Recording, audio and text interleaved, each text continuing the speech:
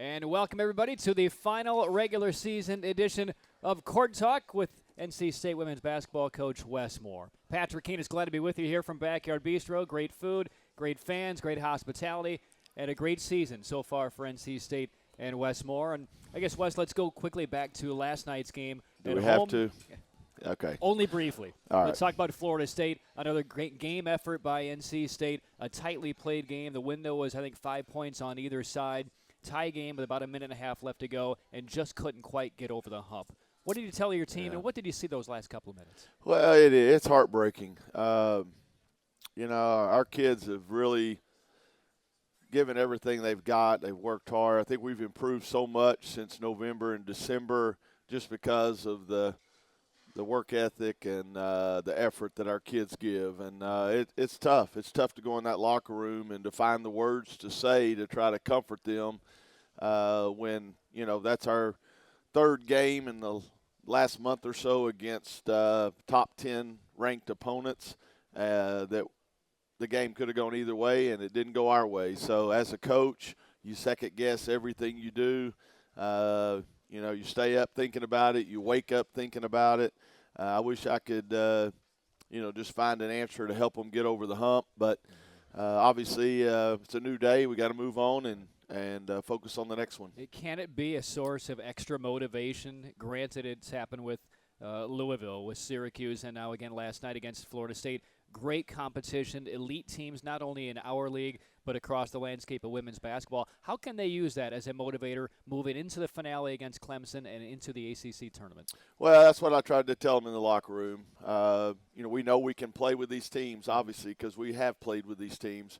So it's just a matter of doing the little things maybe a little bit better and just keep working, grinding, and heading. We've got to focus and get ready for Clemson and a quick turnaround. It's on the road.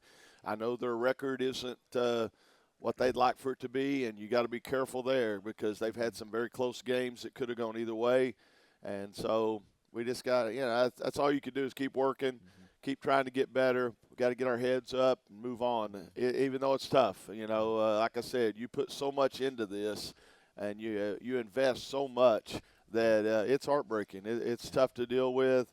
It isn't a whole lot of fun. Yeah. But in a much larger context, if you flash back to the middle of December or even late in December when NC State opened up ACC play down in Miami with a beating by the Hurricanes, seeing where the team is now and the growth that we've witnessed over the last 4 or 5 months, did you see this coming? No, I really didn't. To be where we are, again, what's tough is you work it both ways. I really was concerned about how we would do in the ACC. We lost a couple of games in the pre-conference schedule that were tough to handle. And then, as you said, we go to Miami in the opener right at the end of the year and just get totally dominated. So coming out of that, I was wondering, could we compete in the ACC? This is a tough league. And for our kids to start out the way we did and overcome that first loss, I was, again, very optimistic. Still am. Mm-hmm. It's just now you also look at it the other side. You're that close to, really being in a great position. And instead, we got some work to do. So that's the way we have to look at it. Well, it speaks to the leadership of you and your assistant coaches, but also the leadership of your players. And, when we talked back in November, December, that leadership it was still emerging for individuals and for the team. How did it happen, and who really took charge and ownership of this team? Well, I think Maya Spencer is somebody that our players really look to. I think she's not real vocal, but I think she from time to time will pull somebody aside and maybe, try to help them a little bit. So I think you start with her. But, our veterans as a whole, Dominique, Ashley Williams, Jen Matherin, all those kids are, I think they take it very seriously. They put a lot of work into it. Those are the 4 kids that about every time you come in the gym, before practice, after practice, they're going to be out there getting extra shots up. And as a result, they've had an awesome year. So you also hope that leadership by example maybe sends a message to some of the younger kids as well. And the beauty of that, those 4 players you just mentioned, they all have another year of eligibility left at NC State looking ahead to the next campaign. And we certainly don't want to look that far down the road, but at least as a coach and as a staff, you realize, okay, the leadership has really been defined, and next year we should be in pretty good shape and advance our game. Yeah, you're right. I hate to think about senior day next year. I get emotional every year, but next year they may have to carry me out of there. So, but again, I don't want to look ahead either. We got some basketball to play, and let's focus on that right now, and then we'll have plenty of time to worry about next year. All right, so a little bit later on in the program, we'll start to break down the ACC Tournament. NC State will be the number 6 seed into next week's tournament in Greensboro, but still Clemson on the docket on Sunday. And later we will address those 3 outgoing seniors for NC State that Wes had to say goodbye to, at least at Broughton High School last night. So stay tuned. Second segment of Court Talk with Wes Moore, head coach of NC State women's basketball, continues from Backyard Bistro. Back at Backyard Bistro, second segment of our very final regular season court chat with Wes Moore, head coach of NC State women's basketball. And Wes, before we move on to the ACC and the look at the ACC tournament as it stands, one game out before the end of the regular season, we'd be remiss if we didn't go back and talk about the great comeback your team had in Chapel Hill last weekend. I mean, it's been really a banner triangle year for NC State. A win over Wake Forest, a win over Duke, 2 wins over North Carolina. Let's go back to that Carolina comeback in Chapel Hill first. You're down 17 very early in the game. How much faith at that stage of the game do you have that your team can come back and win? Well, it's funny. We were down 17 with about 5 minutes left in the second period. We had the media timeout. I tell our team, let's try to cut this down to single digits by halftime, get back in this. And we turn around, go on an 18-0 run, go in at halftime up 3. And so when I walk in at halftime, I said I wanted single digits. I just didn't say who would be ahead. So, it was amazing. And the composure they showed and the way they kept their head up, I think a lot of people would have packed it in and said, this isn't our day. On the road and a hostile environment and all that. Although our fans, we had 6 busloads of fans there, so they made it a little less hostile. So that was great. I think that helped us.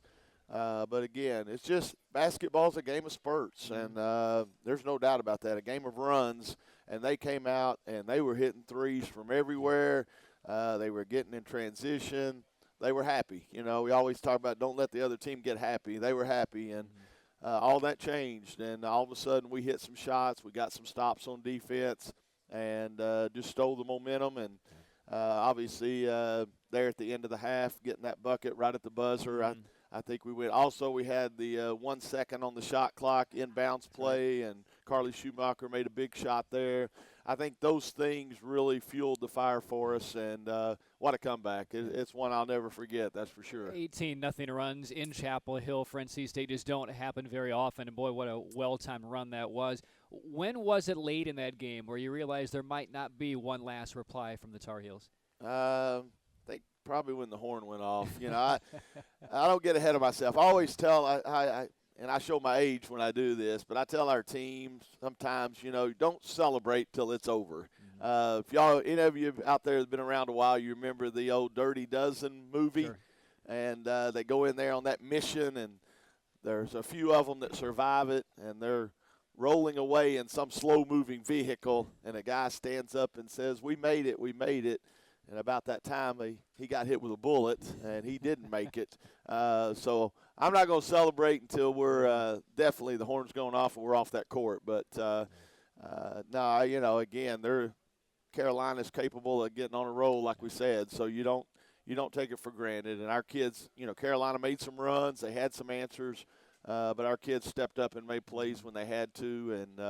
And, like I said, it was a special day, no doubt. And it wrapped up the first time in 16 years where NC State sweeps the regular season series with the Tar Heels. Okay, well, now let's look ahead to Greensboro. You have Clemson coming up on Sunday to wrap up the regular season, win or lose. And I know you don't want to hear this, but either way, NC State's going into the tournament as the number 6 seed. You have Notre Dame about to run the table once again in the ACC, Louisville, Syracuse, Florida State, and Miami. Technically in the standings, you still could wind up in a 5th-place tie with Miami, right. But they own the tiebreaker with the head-to-head win. Right, yeah. And, you would like to still be able to do that, I think, from a resume standpoint when you're looking at a postseason bid. in this conference, you can finish in the top 5. That's, not bad. Again, it's not what we aspire to necessarily, but I think that looks a little bit better on your resume. But, we've got to go to Clemson, and, again, they're not having a great year. They got a lot of young players, but I know the Pitt game, they were leading most of that game and lost down the stretch. And, of course, we know we played a 3 overtime game at Pitt. Or 2 overtime. 3. It was 3. It was 3. They all run together. I and was then, there. Boston College, they beat Boston College beat Clemson by 3. So they've been right there. It's their final game of the year, obviously, and on their home court. We're going to have to go down there, get refocused, move on from this tough loss, and try to go down there and take care of business and close out this regular season. And not only that, but from the NCAA tournament resume standpoint, there's really no signature win for NC State, but you have an opportunity to finish with 20 wins going into the postseason if things work out.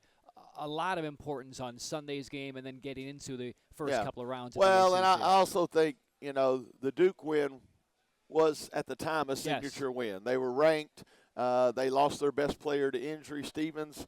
And now all of a sudden they've losing some games, and maybe it doesn't look quite as impressive. But hopefully the NCAA selection committee does their homework and realizes that was a pretty good win at the time. And, in this league, every win's good. There's no easy one. So, but it is. It's tough that we weren't able to close out 1 or 2 of those games. But we can't worry about it now. We got to move on. Well, that said, 10 conference wins in the ACC, potentially 20 wins over the entire body of work over the season. Is that an NCAA team in your estimation? I think it is. But, again, we can't get ahead of ourselves. We still got to go to Clemson and get that done. And then you go to the conference tournament. I always try to treat that as a new season. We go over there and start fresh, and because really nothing matters, that you've done previously. Now it's all new slate, and it's tough over there. Every game will be a big challenge, and our first game we'll play somebody that we've already beaten once or twice, and that's never easy to follow that up. All right. Speaking to Greensboro, how important is having the extra day, knowing that it could be a North Carolina, it could be a Pitt, it could be a Virginia Tech in that second round on Thursday night? Or a Boston College. I think they're in that mix as well. So, again, I think the team that played the day before sometimes has an advantage in the first half because you're trying to get through the tournament jitters. But I think in the second half, having that rest can help you. So, we got to make sure we go out there and we're ready to play from the tip and take care of business and play well. A lot of it comes down to who's hitting shots. You hope you're hitting shots and you can defend well enough that they don't. So, but it's, again, it's crazy. It's fun for the fans, but for the coaches, it's tough. And I know you never like to look ahead, but leave that to me. How much would you and your players like a second crack at the Syracuse Orange? I don't look at it that way. We got to get that first game, I don't want to get too far ahead of ourselves. We got to find a way to win that first game, and then we'll see what happens. Okay. That's the diplomatic answer I knew I was going to get from Wes Moore. We'll come back. We'll talk about the outgoing seniors of NC State and the Clemson Tigers a bit as we wrap things up. Court Talk, Wes Moore, head coach of NC State women's basketball. We continue in a moment here from Backyard Bistro. Court Talk winding down from Backyard Bistro. Patrick Keenis alongside the head coach of women's basketball at NC State, Wes Moore. And Wes, as we begin to wind down on this season for NC State, let's first off take one more little talk on the Clemson Tigers. From a psychological standpoint for you and the coaching staff, how do you convince your team to take Clemson as seriously as they need to, knowing that they are 0-15 in the conference? Well, like I said, we point out the fact that they've had a couple of near misses. I mean, very close games that could have easily gone either way against teams that, we also had, close games with as well. So hopefully they get that message. Other than that, I think you just stress, how important every game is to us right now and that we've got to, go out there and do the things we do. We haven't talked the last week or two as much about how important the games are to win. I mean, I think they get that. What we got to concentrate on is the process and preparing for these games, whether it be through a scouting report, film work, going over them on the court itself. and just the preparation that goes into this. That's what we've got to concentrate on. Got to go down there with a real business-like attitude, and take it one possession at a time, and focus on finding a way to execute well. Were there any games in your mind back in the non-conference where you were as concerned about taking an opponent seriously, strongly enough that you can reflect back on back in November or December that would have some application for something? Yeah, not really, not off the top of my head. Again, I don't think we were playing great then. Obviously, we had some games that I felt like we maybe should have handled a little bit easier than we did, and I think it hurt us some because our freshmen didn't get a ton of experience in our pre-conference schedule like you'd like for them to. So, but no, I mean, I take every game very seriously.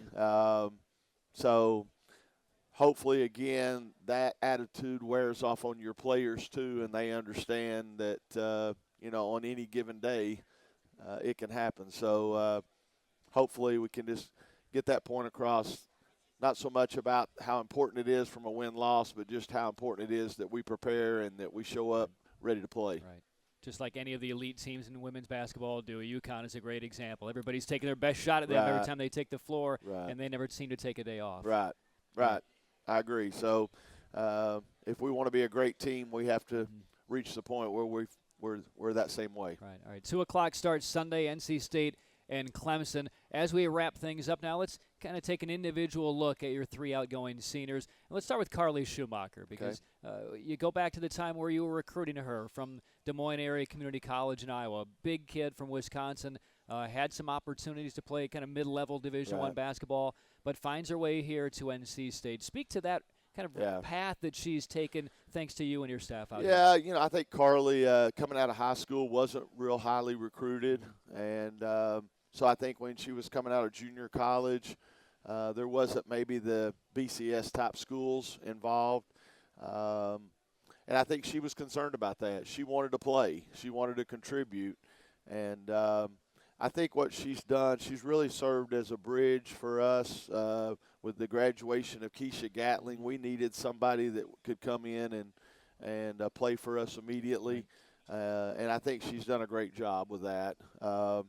There's times when maybe she doesn't have the size or the athleticism that you normally see in the ACC, but her work ethic and, how hard she plays. I've had so many people comment to me that, maybe coached outside our conference or whatever, and I'd run into them in recruiting, and they'd say, "Oh, I love the kid you got inside," or maybe they knew her from junior college. So I think she's a blue-collar type player, works extremely hard, and like I said, she's been invaluable to us these 2 years. So we'll definitely miss her. All right, and the second of the 3 seniors, Kaylee Moser from just down the road in Burlington, who has great tentacles into the KL Cancer Fund and raising money, and just a wonderful contributor in the community, a great ambassador for your program. And you told me the other day you're one who you don't necessarily want to keep a lot of bodies, a lot of walk-ons on the program. Why was Kaylee different? Why has she stayed here for 4 years as a walk-on on your program? Yeah, my first year when I got here, I thought, well, we'll let her stick around this year, and then we'll probably maybe go a different direction. We had plenty of bodies, to be honest with you.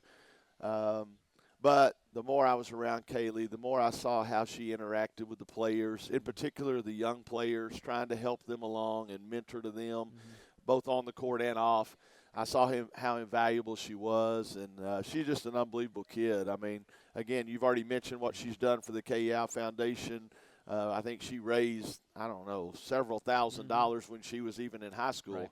So, I think it means a lot to her. I think NC State means a lot to Kaylee Moser, and this program means a lot to her as well. So it's always great to have somebody around, and we're going to miss her because, again, she's done a great job of mentoring the young players. And knowing that she's likely to stay here in the area, how might you best utilize somebody like Kaylee in the future to kind of continue acting as that bridge to the program? One thing, she's an engineering major, her and Ashley Eli both, as well as Ashley Williams. And I think it's great to have kids that are in a tough academic curriculum having the success they've had academically while still playing basketball. So we definitely want Kaylee around to be a voice in that regard. All right, well, let's talk now about Ashley Eli, who was recruited, I believe, by Richard Barron when he came here through NC State as an assistant, now the head coach for the Maine Black Bears. But speak a little bit about Ashley Eli. I mean, she's broken a lot of barriers. She's done a lot for this program within the academic side, the student side, and the athletic side. Well, as well. again, I think probably Ashley Eli's had more impact from a student-athlete standpoint than anybody I've ever been around. Obviously, being named the leader of the pack, first athlete, I believe, to ever be named that on our campus, tells you what kind of impact she's had with the student body. She's been great out in the community and doing all kinds of volunteer work and that sort of thing. Maintained, her grades as an engineer major. And then, Eli contributed my first 2 years, and I think she would have contributed more this year. But she had a major injury last year with a torn Achilles. And so that set her back. But, she is just a great kid from a standpoint of the team first. And, again, you need people like that in your program that are willing to sacrifice personal gain for everybody else. So she truly is a leader of the pack on the court and off. And we'll miss her as well. Yeah, and completely understands her role on this NC State program now and in the future. And I'm not sure that all the fans heard the story that you commented in the pregame last night about. It was senior night. You have three seniors. Only Carly Schumacher started, but there's more to that story. The tradition a lot of times is to start your seniors. And so I approached Ashley a couple of days ago and told her I was leaning that way. And she said, Coach Moore, this is a critical game for us. We got a little momentum. I don't want to start. And so I mulled that over. The next day I went to her again. Ashley, yes, I don't want to start. I want to do what we're doing. And that's just the consummate team player. And, you couldn't ask for any better than that. If that statement had been said by another senior from another year, would you have completely accepted it, or was it different because it came from somebody you respect? It's just tough to go against when the kid's saying, I don't want to do it. That makes it a little bit tougher to go against that grain. So it's a tough one. It's something I struggled with for a week, debating what we should do, how we should handle it. And really, Eli kind of took the pressure off me a little bit. So, again, made the decision a little easier to make. Sure. All right, great stories, a great year, and a lot more to come. Wes, thanks for your time, not just today, but in the previous court talks with Wes Thank you, too, Patrick. All right. Good luck on Sunday, and we'll see you in Greensboro. All right. All right, NC State will wrap up the ACC Sunday in Clemson. 2 o'clock tip-off, 1:45 on the Wolfpack Sports Network. So that's going to wrap things up for Wes Moore and the entire NC State marketing crew. Patrick Keenan is here from Backyard Bistro. Thanks to Backyard Bistro. The food's been wonderful. Hospitality's been great. And thanks to the great NC State fans who popped out here today as well. We'll see you in Clemson Sunday and in Greensboro next week for the ACC Women's Basketball Tournament. So long. Thanks for watching. This is Court Talk with Wes Moore.